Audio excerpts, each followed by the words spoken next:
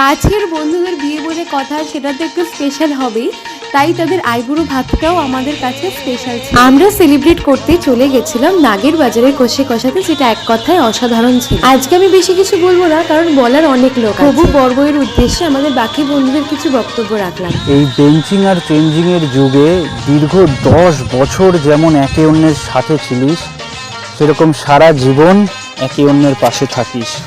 17ই November খেলা হবে। তোরা এই 1 দশক ধরে যে মিষ্টি সম্পর্ক গড়ে তুলেছিস, ফাইনালি 17ই নভেম্বর তা পরিণতি পেতে চলেছে। তোদের এই আগামী জীবন আরো সুখময় হয়ে উঠুক, তার শুভকামনা জানাই। লাস্টলি আমিও বলবো অনিমেষদা, সৌমিদি, তোমরা সারা জীবন এইভাবেই একসাথে থেকো, খুব ভালো থেকো। 1 মিনিটের ভিডিওতে তো সবকিছু বলা যায় না, কিন্তু দিনটা আমাদের দারুণ কেটেছিল। বাকি কথা এবং প্রচুর মজা 17ই নভেম্বর মানে তোমাদের বিয়ের দিনের জন্য রেখে দিলাম। তোমরা আইবুড়ো ভাত এনজয় করো, দেখা হবে নেক্সট